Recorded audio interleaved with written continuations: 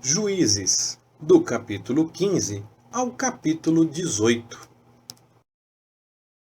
Alguns dias depois disso, durante a ceifa do trigo, Sansão, levando um cabrito, foi visitar a sua mulher e disse: Entrarei na câmara de minha mulher. Mas o pai dela não o deixou entrar, dizendo-lhe: Na verdade, pensava eu que de todo a aborrecias. Por isso a dei ao teu companheiro. Não é, porém, mais formosa do que ela a sua irmã mais nova? Toma, pois, em seu lugar. Então Sansão lhes disse: De agora em diante estarei sem culpa para com os filisteus, quando lhes fizer algum mal. E Sansão foi, apanhou 300 raposas, tomou fachos e, juntando as raposas cauda a cauda, pôs-lhe um facho entre cada par de caudas. E tendo chegado o fogo aos fachos, largou as raposas nas searas dos filisteus, e assim abrasou tanto as medas como o trigo ainda em pé, as vinhas e os olivais. Perguntaram os filisteus: Quem fez isto? Respondeu-se-lhes: Sansão, o genro do Timnita, porque este lhe tomou a sua mulher e a deu ao seu companheiro. Subiram, pois, os filisteus e queimaram a fogo a ela e a seu pai. Disse-lhe Sansão: É assim que fazeis? Pois só cessarei quando me houver vingado de vós. E de todos os desbaratou, infligindo-lhes grande mortandade. Então desceu e habitou na fenda do penhasco de Etã. Então os filisteus subiram, acamparam-se em Judá e estenderam-se por Leí.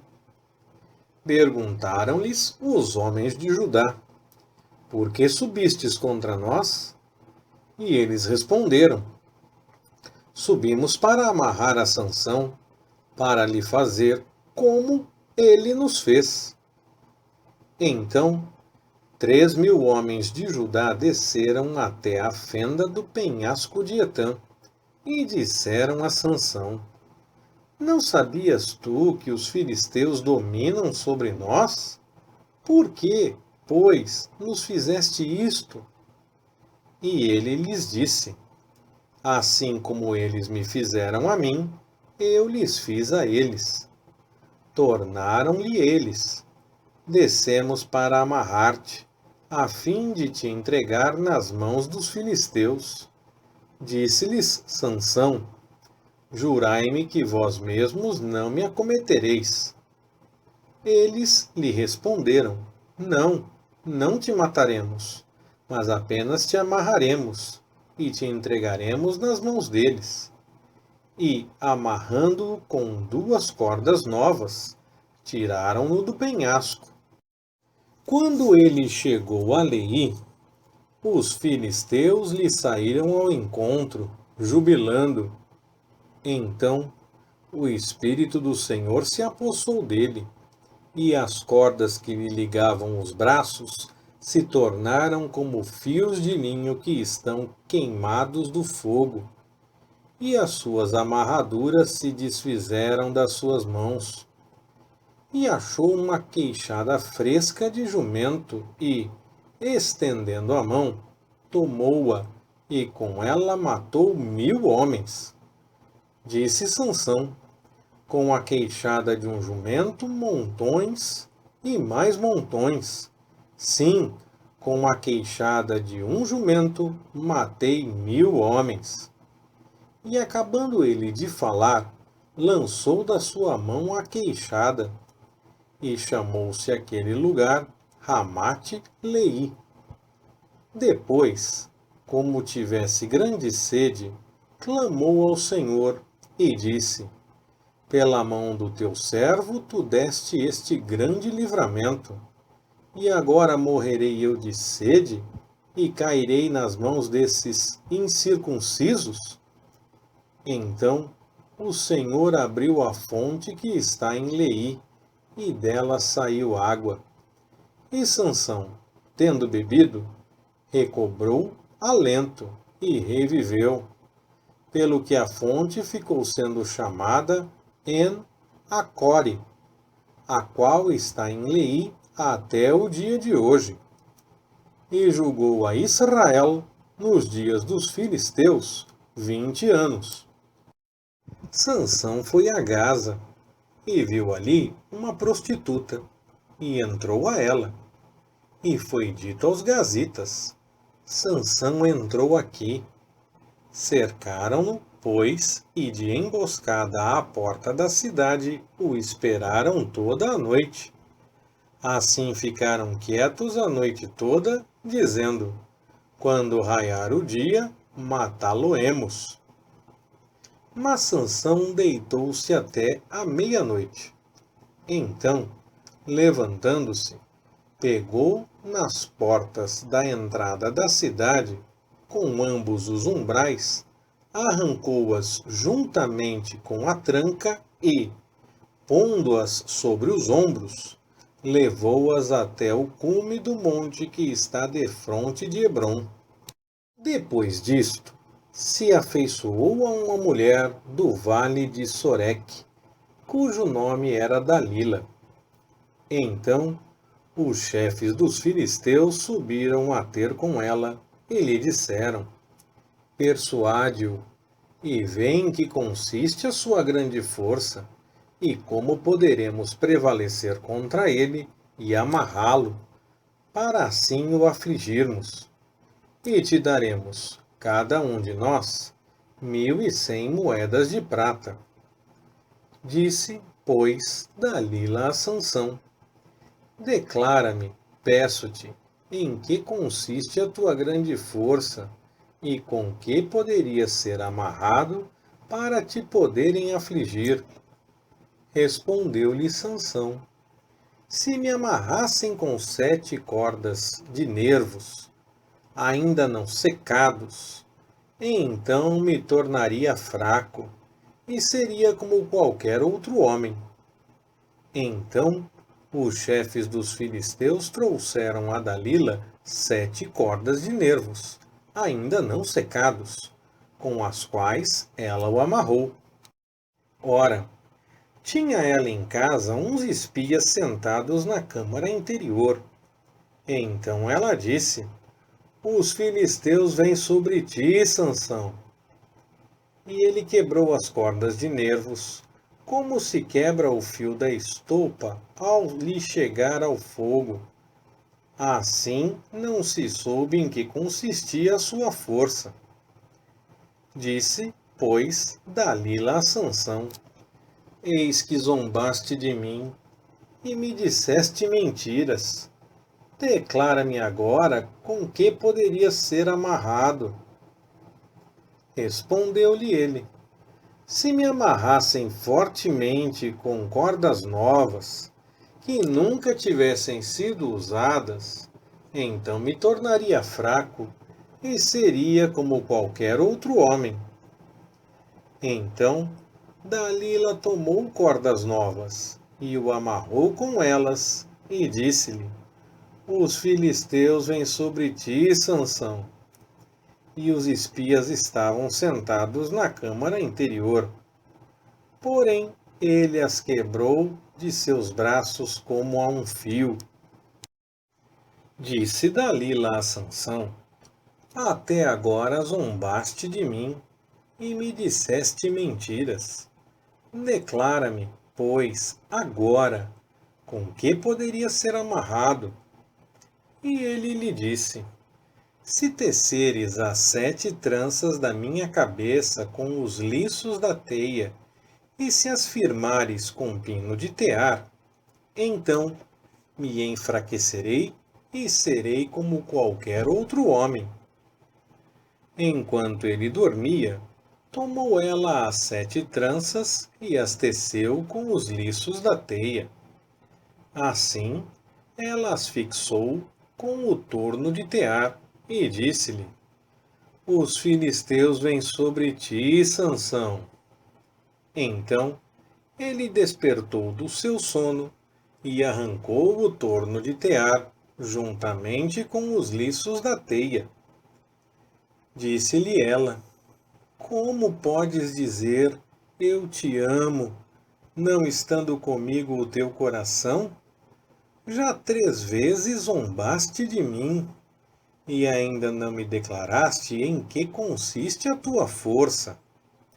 E sucedeu que, importunando-o ela todos os dias com as suas palavras, e molestando-o, a alma dele se angustiou até a morte, e descobriu-lhe todo o seu coração, e disse-lhe: Nunca passou navalha pela minha cabeça, porque sou nazireu de Deus desde o ventre de minha mãe.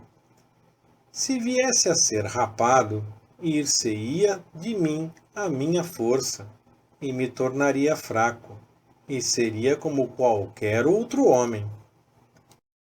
Vendo Dalila que ele lhe descobrira todo o seu coração, mandou chamar os chefes dos filisteus, dizendo: Subi ainda esta vez, porque agora me descobriu ele todo o seu coração. E os chefes dos filisteus subiram a ter com ela, trazendo o dinheiro nas mãos. Então ela o fez dormir sobre os seus joelhos, e mandou chamar um homem para lhe rapar as 7 tranças de sua cabeça. Depois começou a afligi-lo, e a sua força se lhe foi. E disse ela: Os filisteus vêm sobre ti, Sansão.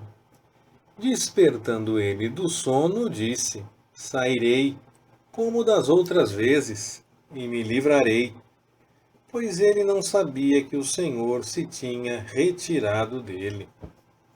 Então os filisteus pegaram nele, arrancaram-lhe os olhos e, tendo-o levado a Gaza, amarraram-no com as 2 cadeias de bronze, e girava moinho no cárcere. Todavia o cabelo da sua cabeça, logo que foi rapado, começou a crescer de novo. Então os chefes dos filisteus se ajuntaram para oferecer um grande sacrifício ao seu deus Dagom e para se regozijar, pois diziam: Nosso Deus nos entregou nas mãos a Sansão, nosso inimigo. Semelhantemente o povo, vendo-o, louvava ao seu Deus, dizendo: Nosso Deus nos entregou nas mãos o nosso inimigo, aquele que destruía a nossa terra e multiplicava os nossos mortos. E sucedeu que, alegrando-se o seu coração, disseram: Mandai vir Sansão, para que nos divirta. Mandaram, pois, vir do cárcere Sansão, o qual os divertia, e fizeram-no estar em pé entre as colunas. Disse Sansão ao moço que lhe segurava a mão: Deixa-me apalpar as colunas em que se sustém a casa, para que me encoste a elas. Ora, a casa estava cheia de homens e mulheres, e também ali estavam todos os chefes dos filisteus. E sobre o telhado havia cerca de 3.000 homens e mulheres, que olhavam enquanto Sansão os divertia. Então Sansão clamou ao Senhor e disse: Ó Senhor Deus, lembra-te de mim e fortalece-me agora só esta vez, ó Deus, para que de uma só vez me vingue dos filisteus pelos meus 2 olhos. Abraçou-se, pois, Sansão com as 2 colunas do meio, em que se sustinha a casa, arrimando-se numa com a mão direita e na outra com a esquerda. E bradando: Morra eu com os filisteus! Inclinou-se com toda a sua força, e a casa caiu sobre os chefes e sobre todo o povo que nela havia. Assim, foram mais os que matou ao morrer do que os que matara em vida. Então desceram os seus irmãos e toda a casa de seu pai e, tomando-o, o levaram e o sepultaram entre Zorá e Estaol, no sepulcro de Manoá, seu pai. Ele havia julgado a Israel 20 anos. Havia um homem da região montanhosa de Efraim, cujo nome era Mica. Disse este à sua mãe: As 1.100 moedas de prata que te foram tiradas, por cuja causa lançaste maldições, e acerca das quais também me falaste, eis que esse dinheiro está comigo, eu o tomei. Então disse sua mãe: Bendito do Senhor seja meu filho. E ele restituiu as 1.100 moedas de prata à sua mãe. Porém ela disse: Da minha mão dedico solenemente este dinheiro ao Senhor a favor de meu filho, para fazer uma imagem esculpida e uma de fundição, de sorte que agora to tornarei a dar. Quando ele restituiu o dinheiro à sua mãe, ela tomou 200 moedas de prata e as deu ao ourives, o qual fez delas uma imagem esculpida e uma de fundição, as quais ficaram em casa de Mica. Ora, tinha este homem, Mica, uma casa de deuses, e fez um éfode e terafins, e consagrou um de seus filhos, que lhe serviu de sacerdote. Naqueles dias não havia rei em Israel. Cada qual fazia o que parecia bem aos seus olhos. E havia um mancebo de Belém de Judá, da família de Judá, que era levita, e peregrinava ali. Este homem partiu da cidade de Belém de Judá para peregrinar onde quer que achasse conveniente. Seguindo ele o seu caminho, chegou à região montanhosa de Efraim, à casa de Mica, o qual lhe perguntou: Donde vens? E ele lhe respondeu: Sou levita de Belém de Judá, e vou peregrinar onde achar conveniente. Então lhe disse Mica: Fica comigo, e sê-me por pai e sacerdote. E cada ano te darei 10 moedas de prata, o vestuário e o sustento. E o levita entrou. Consentiu, pois, o levita em ficar com aquele homem, e lhe foi como um de seus filhos. E Mica consagrou o levita, e o mancebo lhe serviu de sacerdote, e ficou em sua casa. Então disse Mica: Agora sei que o Senhor me fará bem, porquanto tenho um levita por sacerdote. Naqueles dias não havia rei em Israel, e a tribo dos danitas buscava para si herança em que habitar, porque até então não lhe havia caído a sua herança entre as tribos de Israel. E de Zorá e Estaol, os filhos de Dan, enviaram 5 homens da sua tribo, escolhidos dentre todo o povo, homens valorosos, para espiar e reconhecer a terra. E lhes disseram: Ide, reconhecei a terra.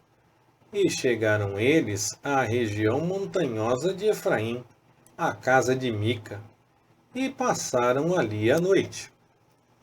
Pois, estando eles perto da casa de Mica, reconheceram a voz do mancebo levita e, dirigindo-se para lá, lhe perguntaram: Quem te trouxe para cá? Que estás fazendo aqui? E que é isto que tens aqui? E ele lhes respondeu: Assim e assim me tem feito Mica. Ele me assalariou, e eu lhe sirvo de sacerdote. Então lhe disseram: Consulta a Deus, para que saibamos se será próspero o caminho que seguimos. Ao que lhes disse o sacerdote: Ide em paz, perante o Senhor está o caminho que seguis. Então foram-se aqueles 5 homens, e chegando a Laís, viram o povo que havia nela, como vivia em segurança, conforme o costume dos sidônios, quieto e desprecavido. Não havia naquela terra falta de coisa alguma. Era um povo rico e, estando longe dos sidônios, não tinha relações com ninguém. Então voltaram a seus irmãos, em Zorá e Estaol, os quais lhes perguntaram: Que dizeis vós? Eles responderam: Levantai-vos e subamos contra eles, porque examinamos a terra, e eis que é muito boa. E vós estareis aqui tranquilos? Não sejais preguiçosos em entrardes para tomar posse desta terra. Quando lá chegardes, achareis um povo desprecavido, e a terra é muito espaçosa, pois Deus vos entregou na mão um lugar em que não há falta de coisa alguma que há na terra. Então 600 homens da tribo dos Danitas partiram de Zorá e Estaol, munidos de armas de guerra. E, tendo subido, acamparam-se em Quiriate-Jearim, em Judá, pelo que esse lugar ficou sendo chamado Maané-Dan, até o dia de hoje. Eis que está ao ocidente de Quiriate-Jearim. Dali passaram à região montanhosa de Efraim e chegaram à casa de Mica. Então, os 5 homens que tinham ido espiar a terra de Laís disseram a seus irmãos: Sabeis vós que naquelas casas há um éfode e terafins, e uma imagem esculpida e uma de fundição? Considerai, pois, agora o que haveis de fazer. Então se dirigiram para lá e chegaram à casa do mancebo, o levita, à casa de Mica, e o saudaram. E os 600 homens dos Danitas, munidos de suas armas de guerra, ficaram à entrada da porta. Mas subindo os 5 homens que haviam espiado a terra, entraram ali e tomaram a imagem esculpida, e o éfode, os terafins e a imagem de fundição, ficando o sacerdote em pé à entrada da porta, com os 600 homens armados. Quando eles entraram na casa de Mica e tomaram a imagem esculpida, o éfode, os terafins e a imagem de fundição, perguntou-lhes o sacerdote: Que estáis fazendo? E eles lhe responderam: Cala-te, põe a mão sobre a boca e vem conosco, e sê-nos por pai e sacerdote. Que te é melhor, ser sacerdote da casa de um só homem ou de uma tribo e de uma geração em Israel? Então alegrou-se o coração do sacerdote, o qual tomou o éfode, os terafins e a imagem esculpida, e entrou no meio do povo. E, virando-se, partiram, tendo posto diante de si os pequeninos, o gado e a bagagem. estando eles já longe da casa de Mica, os homens que estavam nas casas vizinhas à dele se reuniram e alcançaram os filhos de Dan, e clamaram após os filhos de Dan, os quais, virando-se, perguntaram a Mica: Que é que tens, visto que vens com tanta gente? Então ele respondeu: Os meus deuses que eu fiz, vós me tomastes, juntamente com o sacerdote, e partistes. E agora, que mais me fica? Como, pois, me dizeis, que é que tens?